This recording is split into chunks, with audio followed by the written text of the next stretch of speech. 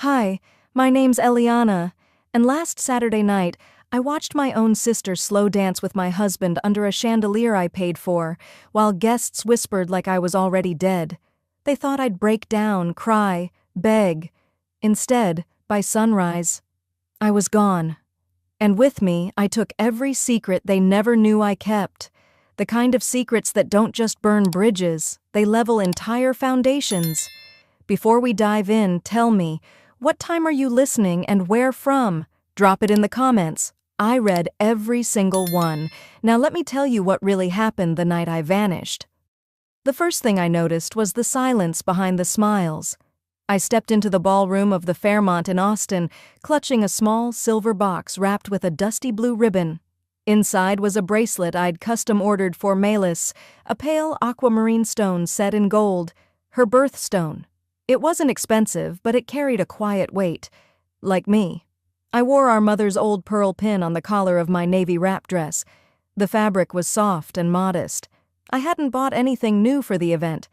Truthfully, I hadn't even planned on coming, but something in me, perhaps old duty, perhaps the last shred of hope, pushed me through the doors. The air was filled with champagne giggles and piano jazz, but when I walked in, conversations faltered, just for a second, then resumed, like nothing had changed. "Hey, Eliana," someone muttered with a distracted half-smile.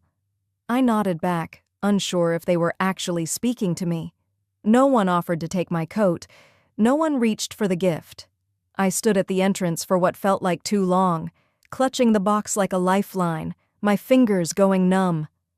I scanned the room for Melis, my sister, my only sister, my beautiful, dangerous sister. She was across the room, laughing, radiant under the chandelier. Cassian, my husband, stood beside her, his hand resting far too comfortably on the small of her back. I walked in farther, found an empty spot near the drink table, and took a sip of water. Not wine. Not tonight. I told myself I was just here to celebrate, to smile, and to leave early. No trouble, no fuss. That promise broke 10 minutes later. The music slowed. From the stage, someone announced, "A special dance, just for our glowing bride-to-be." Bride-to-be. Melis turned, her sequined gown catching the light like ice. Cassian held out his hand to her, bold, casual. And she took it, like she'd been waiting. They stepped into the middle of the room, under a pale spotlight. The music began. Frank Sinatra, of course.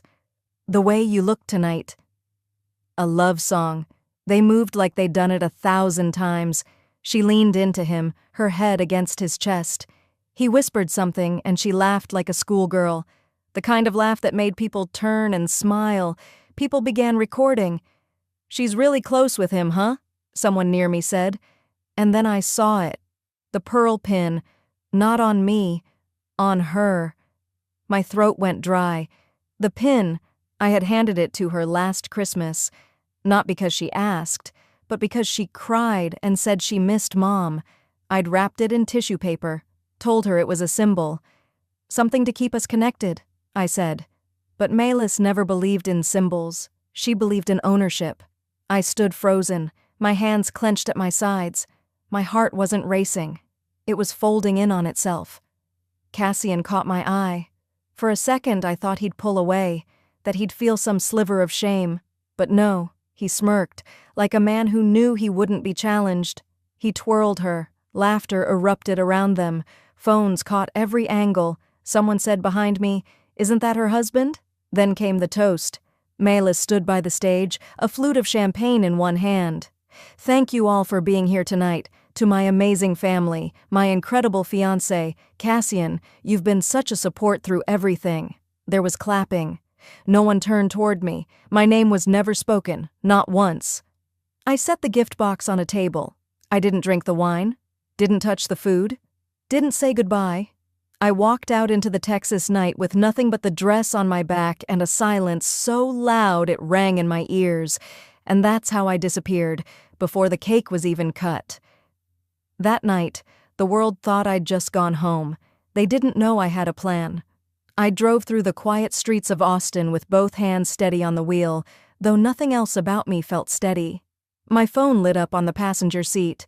Cassian's name flashing again and again. No voicemails, just calls. I didn't answer. I didn't even turn it face down.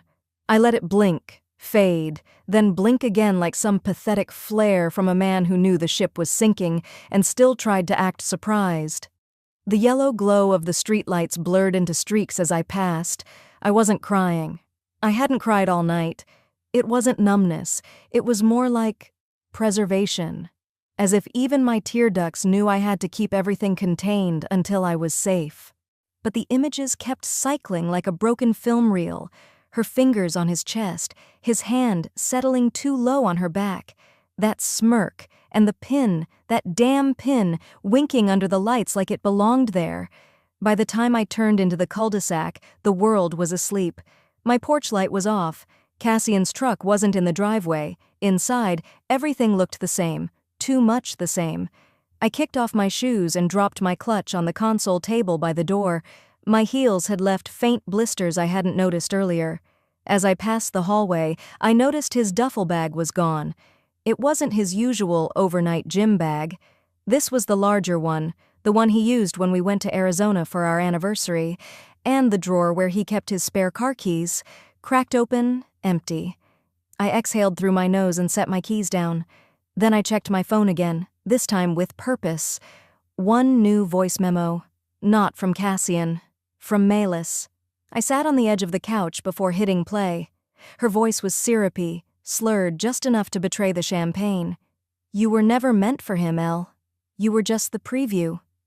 There was a giggle, muffled music, the faint clinking of glasses.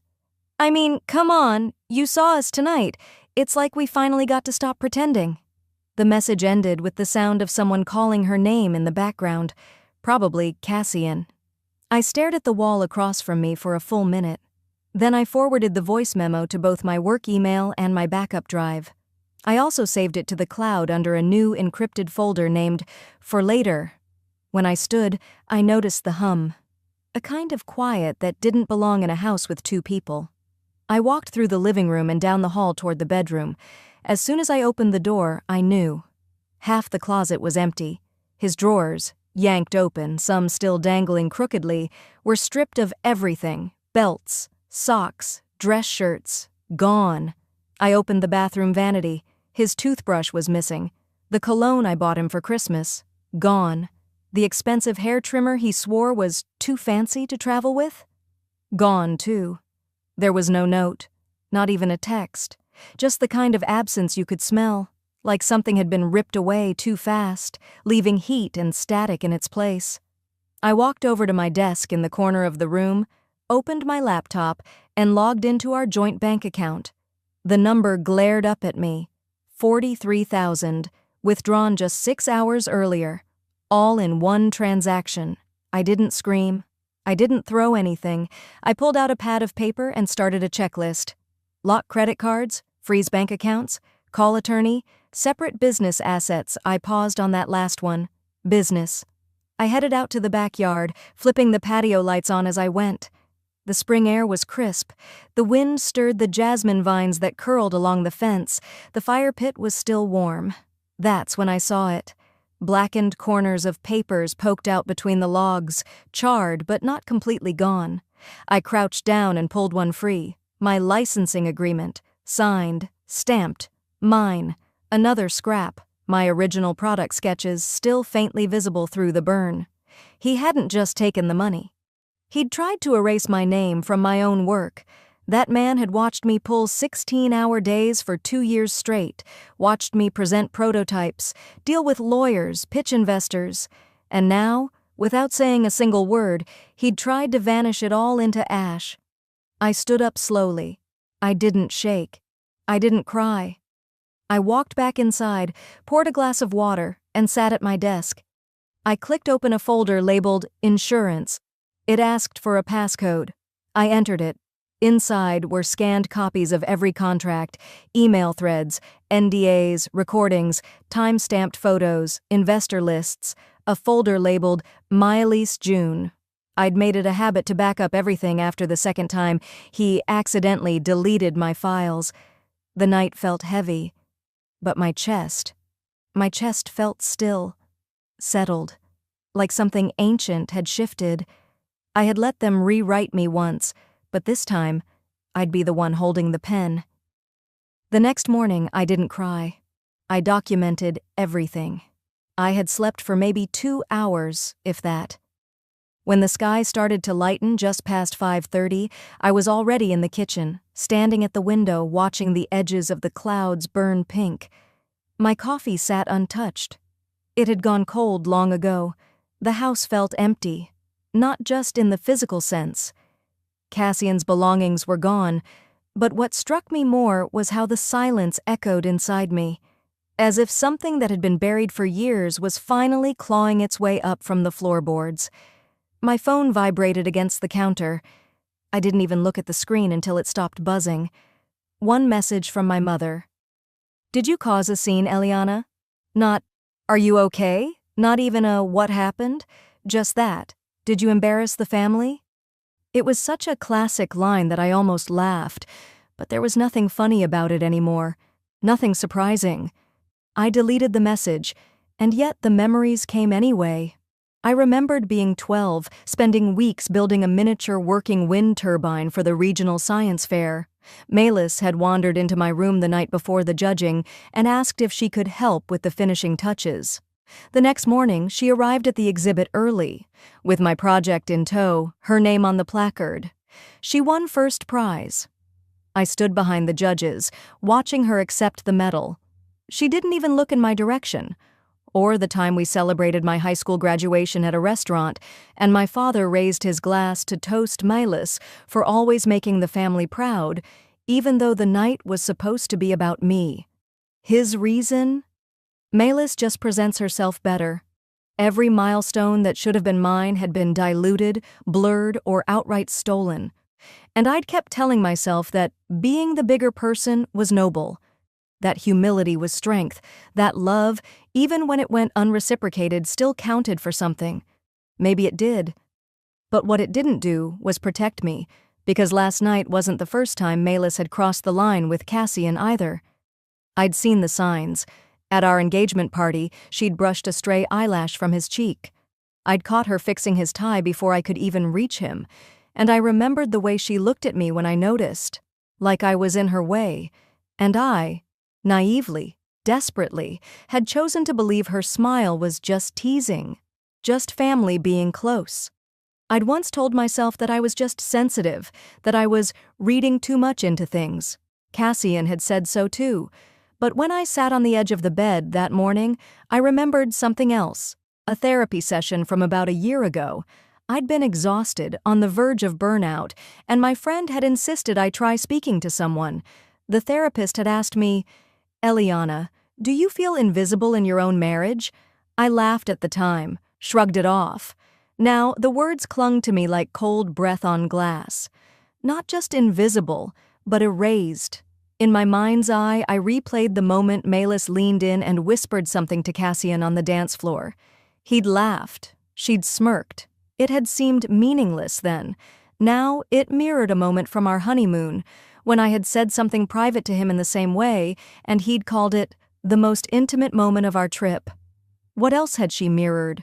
What else had she taken and made hers? The clock on the wall read 7:12 a.m. I got up, took a deep breath, and opened my laptop. Emails had piled up overnight. A few notifications from my assistant, some basic updates from suppliers. One flagged message, forwarded at 2:34 a.m. It was from my assistant Lydia with the subject line, "You didn't authorize this, right?" I clicked it open.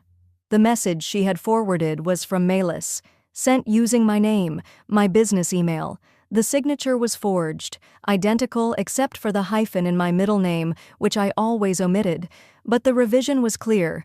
It was a revised licensing agreement for one of our key IP partnerships. Instead of sending royalties to my company, it rerouted them, quietly, to a shell entity in Melis's name. It had been prepared and sent to the legal department just hours before the engagement party. This wasn't just petty sabotage. This was theft. Calculated, cold, filed with precision and confidence, under the assumption that I was too soft, too blind, too loyal to ever notice. I stared at the timestamp again. 4:48 p.m. Before she even stepped into that ballroom wearing my pin. Before she slow danced with my husband in front of everyone I once considered family. She already thought she'd won. But here's the thing about underestimating someone like me. You assume silence means weakness. You assume forgiveness means defeat. But I had something Milas never did. Memory, documentation, and time.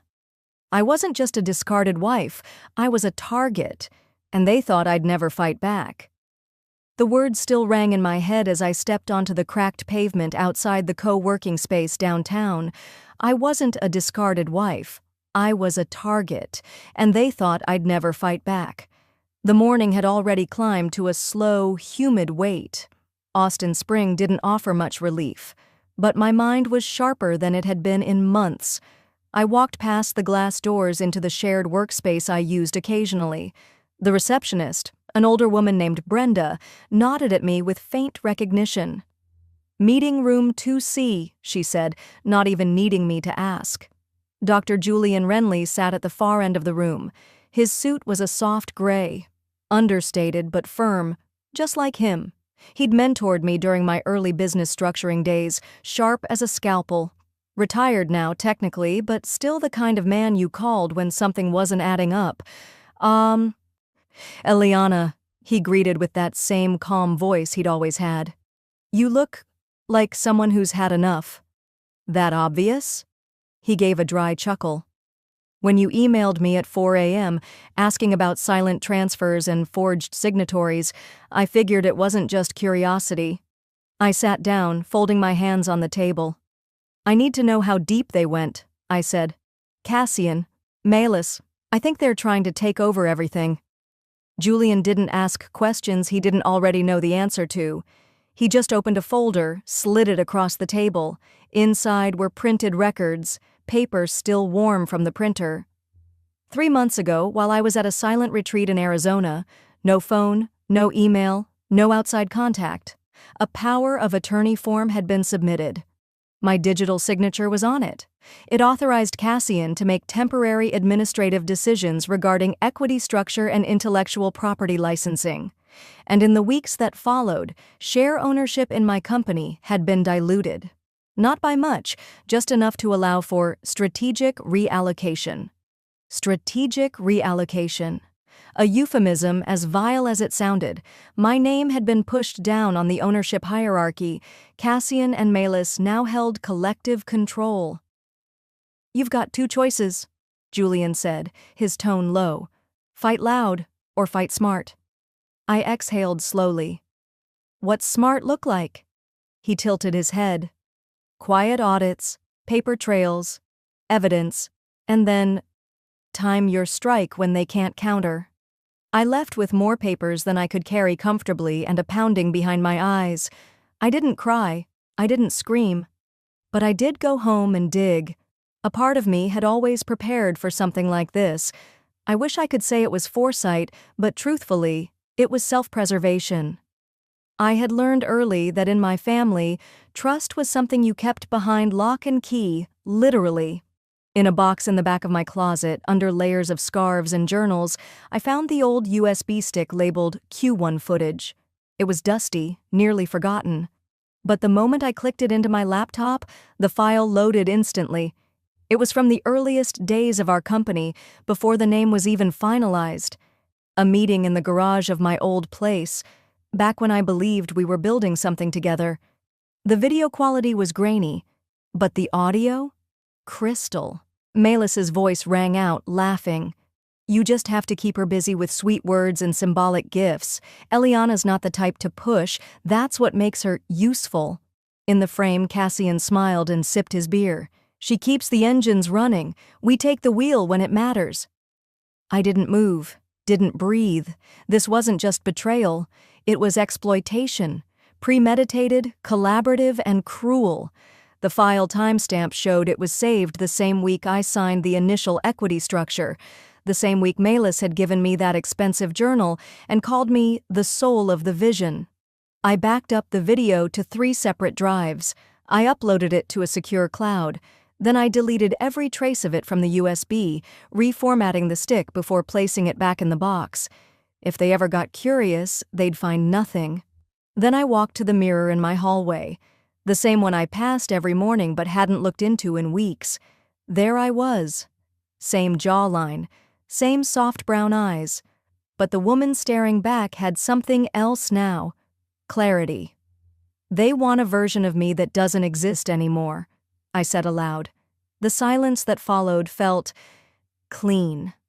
By late afternoon, I booked a one-way ticket. Mendocino. To think. That's what I told my mother when she texted later.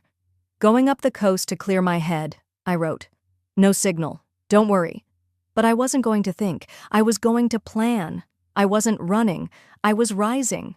I booked a one-way ticket, but not to run. I was about to become the version of me they'd hoped stayed buried. The Mendocino coastline stretched out beneath me like a living watercolor, cool grays and restless blues melting into each other. I stood by the window of the tiny rental I'd booked, holding my coffee like it might warm more than my hands. It didn't. The bag I hadn't unpacked sat beside the armchair, slouched like I felt. I knelt to zip it up fully, and something caught, wedged between 2 journals. There it was. A letter. My name on the front in my grandfather's deliberate handwriting. I paused. My fingers trembled, not from fear, but from the strange certainty that whatever it said, it would matter. I opened it slowly. "Eliana, if you're reading this, then it means time did what it does. I always told you to be kind, but not blind. Love is not license, and the ones closest to you will try to dress theft as care. Document everything, protect your name." Enclosed, a notarized copy of your co-ownership clause. I witnessed it myself. I love you. Stay sharp. Grandpa. I let the letter fall gently into my lap. The weight of his words pressed harder than grief had when we buried him. His voice echoed in my chest, firm, protective, and always just ahead of the storm. I folded the clause twice and slid it into my laptop sleeve. It felt like a weapon sheathed in cotton. Hours passed, or maybe only minutes. The lines blurred after that. I curled up on the worn couch, knees to chest, still in yesterday's jeans. I let the tears come, not for them, but for me. For the woman I had silenced in the name of keeping peace. For the parts of me I handed over to people who smiled with their teeth but spoke with knives. Maybe I thought being loved meant being useful, or quiet, or pleasing. Maybe that's what they counted on. I wiped my cheeks and sat up straighter. No more, maybe. The USB stick sat in the dish beside the TV remote, like it had always belonged there. I plugged it into the laptop, the file loaded with its familiar flicker. Melis's voice again. Laughing, Cassian's nodding silence, the smirk. This time I didn't flinch. I uploaded it to 3 new folders, encrypted, hidden behind names only I would recognize. One set was cloud-based, the second offline. The third, stored on a drive tucked beneath the wooden floorboard under the fridge. If someone ever tried to erase me again, they'd find themselves chasing smoke. The next morning, I didn't tell anyone where I was going. I dressed in black, simple, sharp. I looked in the mirror and didn't recognize my own eyes. Then I drove down the coast, letting the miles stretch out the knots in my chest. By the time I stepped onto the rooftop in Oakland, the sun was beginning to tilt toward dusk. The city buzzed below like a secret everyone was in on. Cassian and Melis were seated at the long table, surrounded by people in polished shoes and designer watches. The clink of silverware, the hum of thin laughter. I didn't wait to be seen. I walked up and stood at the head of the table. It took 3 seconds for Cassian to notice me. His jaw tightened. Melis's eyebrows arched, but she didn't flinch. "Eliana," she said, the tone too smooth. "What a surprise." "I figured I'd drop by," I said, reaching for an empty glass.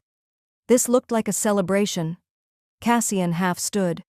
"We're in the middle of a private—" "To long games," I said, raising the glass, "and short memories." Melis's smile twitched. I reached into my purse, pulled out a napkin, and placed it in front of Cassian, folded neatly on it. a printed image of the forged signature from the transfer form. It was off by just one letter, an L swapped for a capital I. Something a stranger wouldn't catch. Something a sister should have known better than to fake. "Tell Milas next time she signs my name," I said. "She should spell it right." The table went silent. Someone dropped a fork. I didn't wait for the replies. I turned and walked away, my heels steady on the concrete. No shouting, no slaps, no courtroom drama, just a napkin, a quiet line, and a truth too sharp to ignore. The elevator doors opened as I approached, and I didn't even look back.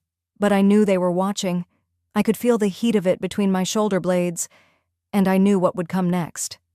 So did they. But what they didn't know? The next move was theirs, but I had already made mine 3 days ago. By the time the boardroom filled with murmurs and the scent of polished wood polish in San Francisco's financial district, I had already been awake for hours. I didn't fly in. I didn't need to. A well-timed virtual entrance would say more than any pair of heels ever could. They'd chosen to meet without me, as if I'd already been written out. But I knew Cassian. I knew how he operated. Bluff, posture, charm, then pressure. I waited until he stood at the front of the conference table, gesturing to slides that painted himself as the strategic genius behind Hemlock Bioworks. My company, my code, my late nights and sacrificed weekends. Then I clicked Join Meeting. The screen behind him flickered once, then I appeared. Cassian froze, his hand mid-air. "Good morning," I said evenly.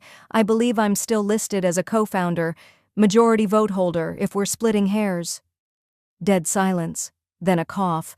I uploaded the notarized clause directly into the call's shared drive. Dated 3 years ago, witnessed by Judge Horace Hemlock. That would be my grandfather for those unfamiliar. One of the older board members, Marlene Whitaker, leaned forward and squinted at her tablet. Her brows drew together. "Why weren't we told about this clause?" Cassian opened his mouth. Nothing came out. His neck flushed red. I didn't raise my voice. "Because no one asked who built the company. You only asked who signed the checks." Marlene's lips pressed together. Then she nodded. And just like that, my seat at the table was no longer up for debate. After the call ended, I opened a secure browser and filed the motion. The joint marital business account, Cassian and I, had set it up when we merged assets for Hemlock. He always said, "Transparency builds trust." Turns out he meant my transparency, not his. My motion cited forgery, unauthorized signature usage, and breach of fiduciary trust. I attached the relevant files, logs, and a flagged timestamp showing digital tampering from Melis's device. The bank's compliance team acted swiftly. 3 hours later, I got the confirmation. Account status, frozen. A minute after that, Melis tried to move $50,000 from the media allocation line item. Her screen blinked. Access denied. Legal hold. Authority, E. Hemlock. I imagined the look on her face, the clenched jaw, the manicured finger tapping her phone screen in disbelief. Somewhere in a penthouse suite with floral arrangements and iced matcha, she was finally learning what it felt like to lose. Cassian texted at 11:47 a.m. "You've made your point. Back down before this gets ugly." I stared at the screen, then typed, "You're mistaken. That wasn't my point. That was just the introduction. No emoji, no signature, just facts." I scrolled to the contact saved under Grandpa's name. Not him, of course. He was gone. But his longtime clerk, Edmund Reyes, had become a federal ethics auditor. He'd always said, "Corruption leaves fingerprints. You just have to know where to dust." I called. He picked up on the second ring. "Eliana?" "I need help reviewing some asset movements," I said. "And I have a list of board votes that, well, they feel more like patterns than strategy." His tone changed. "I'm listening." We set a time. Later that day, I took a slow drive north. The coastal traffic gave way to winding turns and sun-dappled silence beneath the redwoods. I rolled the window down, let the breeze comb through my hair. A voicemail I hadn't played in years surfaced from my saved archive. It was Grandpa.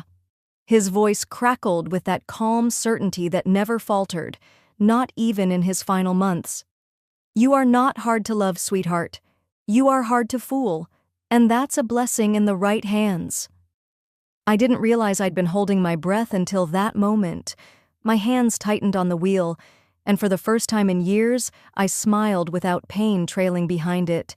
They had tried to erase me from every decision, but the woman they erased had just become the shadow behind every consequence. It had been a week since I turned the tide in that boardroom, and in truth, I hadn't slept the same since. Not because I was restless, but because for the first time, I no longer flinched in anticipation of the next betrayal. I anticipated it. I studied it. I dismantled it before it arrived. So when the invitation to the Hemlock Family Foundation Gala never came, I wasn't surprised. I had already seen the guest list. My name was nowhere on it, but I showed up anyway. The ballroom at the Fairmont gleamed with soft chandeliers and carefully arranged floral displays, deep red roses and white orchids, the kind Malis liked to pair to symbolize legacy and vision. She once said those words to a journalist like she'd coined them. Tonight was meant to celebrate our family's contributions to science education and literacy programs across California. The ones I spent 5 years building in classrooms, living rooms, sometimes literal barns in underserved communities. I stood in the back, dressed in black, quiet, unnoticed, until the video montage began. My name didn't appear once. There were stock photos of children learning with tablets, images of Malis handing out books she didn't write, quotes I'd written now in her voice, misattributed. Guests around me tilted their heads. "Wait," one whispered. "Wasn't that Eliana Hemlock's project?" Another leaned closer, brows knitted. "She's here?" A man in a navy tuxedo turned sharply, eyes wide. "Eliana, you're here?" I smiled without showing teeth. "I never left." Milas took the stage in a shimmering silver dress that caught every spotlight. "Thank you all for supporting the Hemlock Foundation," she began. "This journey started with a vision. Mine, to bring STEM education to the communities that need it most." Her voice poured honey, her smile rehearsed. Behind her, the screen flickered. Once, then again. A new file loaded, a title slide appeared. Origin, the founding of Hemlock Literacy. I had uploaded it under a dormant admin account, one I'd created years ago and never deleted. It was a digital ghost, forgotten but still alive, like me. The audience gasped as the first images rolled, me, 10 years younger, hauling boxes of tablets into a broken-down trailer that served as our first mobile classroom, my signature on the nonprofit registration, a clip of a rural girl reading aloud under a string of Christmas lights. Then came the legal timestamp, filed under Eliana Hemlock, Executive Director and Founder. The final slide read, "You can edit history, but the metadata stays loyal." Malis's mic was still on. She stood there, frozen, lips parted, unsure whether to keep speaking or fake a tech failure. I walked forward. No rush, no spectacle, just purpose. Pinned to my lapel was a simple rosewood pin, the same one my grandfather gave me on the day of our first funding grant. He said it represented service over show. Malis once called it cheap, told me not to wear it to donor meetings. But tonight, donors leaned in when they saw it. Some touched their own lapels in memory of Grandpa Horace's legacy. I met Malis's eyes but didn't stop at the podium, just past her. Just enough. She didn't follow. Outside, the air had that cool edge San Francisco carries in early spring. The valet brought my car around slow as molasses. Cassian's voice came from my left, low and bitter. "This is war." I turned my head slightly. "No," I said. "This is accounting. I'm just fixing the books you doctored." He opened his mouth, but the words didn't come. His fists clenched at his sides like the threat of violence might reclaim what charm had lost. I stared at him, even, unwavering, and for the first time since I married him, he looked away first. I turned back toward the valet stand, but before I could reach the car, I saw it. A streak of deep red under the wiper, a single envelope, and on the front, In Melis's handwriting were the words, "I warned you not to humiliate me." The envelope was the color of dried blood. I didn't open it right away. I just stared at it under the street lamp glow, my breath fogging against the cool glass. Something in me already knew it wouldn't be another insult or veiled threat. It would be war, open, legal, and cruel. Inside was a court summons, filed under emergency motion, request for temporary custody of minor, petitioners, Melis, Hemlock, and Cassian Hemlock. Allegations: mental instability, emotional neglect, unfit parental capacity. They hadn't just tried to erase my name, now they were trying to steal my son. I didn't sleep that night. I packed my documents, set 3 alarms, and pressed my grandfather's rosewood pin into my blazer like armor. At 9 a.m., I walked into the San Francisco County Courthouse, jaw locked and breath steady. The courtroom was half filled, mostly lawyers and quiet watchers, but it might as well have been a stadium. Across the aisle, Melis and Cassian sat shoulder to shoulder, their lawyers flipping through glossy folders. They didn't glance at me. The judge, a woman in her 60s with silver-streaked hair and eyes that had seen through more lies than she'd ever bother counting, called it to order. The first blow landed fast. A printed copy of Therapy Concerns dated 6 months ago, notes from a session that was never public, never shared. I knew that file. I knew the handwriting. It was my old therapist's, and it was stolen. Cassian's lawyer claimed concern. Given her isolation, her recent outbursts, and questionable decisions, we fear for the child's well-being. Melis added with a practiced tremble, "She hasn't let anyone see him. We're family. We're trying to protect him." I stood when it was my turn. I didn't shout. I didn't cry. Instead, I opened the folder that had been locked in my grandfather's safe, the one his estate attorney handed me the morning after his funeral, with a single instruction: only open if they ever come for your child. Inside was everything. A notarized guardianship letter naming me sole legal parent and financial guardian, documentation of Cassian's past threats, including a voicemail where he'd said, "If you don't comply, I'll make sure you lose everything, including him." But what silenced the room was the trust clause, signed by my grandfather, witnessed, sealed. It stated that if any member of the family attempted to sabotage or defame me for financial gain, all inherited assets would be rerouted to me as trustee, full control, no contestation. The judge read silently, lips tightening with each page. Then she said it, calm, clear, final. All claims denied, and you too may want to retain separate counsel moving forward. Melis blinked like someone just slapped her without touching her. Cassian didn't move. Outside, the world had shifted. Reporters swarmed as the courtroom doors opened. "Ms. Hemlock, is it true they tried to seize your son?" "Eliana, how long were these threats going on?" I didn't answer.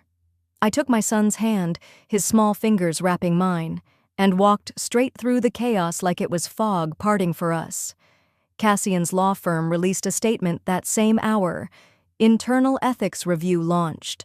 Melis's foundation page went dark by noon, most of their corporate sponsors pulling out within hours. I didn't smile. I didn't need to. My son squeezed my hand. "Are we going home?" I looked up at the sky, blue and wide above the plaza. "Yeah, baby, we are." Later that evening, when the courthouse dust had settled and the press vans cleared, I sat alone on the back porch. The sunlight stretched long over the wood planks. My rosewood pin caught a slant of gold light, the grain glinting. "They danced like I wasn't there," I whispered, more to the wind than to anyone else. "But I was the one who built the floor they danced on. I just decided to pull it out from under them, quietly." The moment lingered, whole. Then came the knock at the door, not the sharp kind, not urgent, just familiar. I walked over and opened it. On the welcome mat lay a single envelope, cream-colored, aged at the edges. My name was written in a hand I hadn't seen in years. It was from my mother. It was the same delicate script I remembered from childhood. curved letters with hesitant pauses, like she had always been unsure how much space she was allowed to take up on the page. My name was spelled in full this time, not the clipped E she used when she was upset. Eliana. The envelope was postmarked from nearly 2 years ago. Somehow it had been buried beneath a stack of probate documents from my grandfather's estate, sealed, misfiled, then found only weeks after the courtroom storm had passed. I didn't open it right away. I waited until I was sitting on a weathered bench overlooking the sea in Monterey, the Pacific crashing below like it had something to say, but didn't care if anyone listened. The late afternoon sun had that golden hue that softened sharp memories into something almost kind. The letter wasn't an apology. It was something far more dangerous. It was honest. Melis needed me more, or so I thought. Maybe because she was louder about it. You always stood on your own, but now I see, standing alone doesn't mean you're not breaking inside. I should have seen that. I should have seen you. I was afraid of your strength, Eliana, because it showed me everything I wasn't. There were no grand confessions, no pleas for forgiveness, just a truth whispered too late. I folded the letter carefully and tucked it into the journal I kept with me now. It wasn't closure, not exactly, but it was the closest my mother and I would ever come. A month had passed since the court ruling, since Cassian's smirk had finally disappeared for good. He left the country the next day, citing professional opportunities abroad. In reality, he was dodging subpoenas. Melis had gone quiet too. Her foundation's site blinked offline with a curt statement, pausing operations for personal reflection. Translation: the donors pulled out, the scandal grew teeth, and no one wanted to be seen holding hands with a fraud. But I didn't follow them anymore. I had other things to build. The counseling center we launched 2 weeks ago bore my grandfather's name, the Hemlock House for Quiet Recovery. It sat in an old converted coastal building surrounded by native gardens and shaded by tall eucalyptus. We didn't take photos. We didn't post stories online. People came when they were ready. We were there when they arrived. I used a portion of the reclaimed estate to fund its first 2 years. No fanfare, no headlines, just a single logo above the entrance, a rosewood pin carved into the shape of a flame. Steady, not fierce. Some of the women who came through the doors recognized the symbol. Most didn't. That was okay. It wasn't about legacy anymore. It was about rebuilding. Today, my son sat next to me on the beach. He was drawing something in the sand with a twig while I let the sea wind tangle my hair. He glanced up and said, "This stick reminded me of your pin." I looked at the piece of rosewood he'd found near the drift line, small, imperfect, bent slightly in the middle, like it had survived something but still chose to keep growing. I smiled. "It does look like it. It reminds me we can grow again. From where we were broken." He laid the twig next to my shoe, careful like it was something sacred. A seagull called overhead. A couple wandered by with their dog. Somewhere behind us, wind chimes from a beachfront cafe played something faint and out of tune. I didn't need music anymore, or crowds. What I had now was quiet, not the kind that leaves you lonely, but the kind you earn. The kind that comes when the fight is over, and you're finally able to sit in your own life, uninvited by anyone, unwanted by none.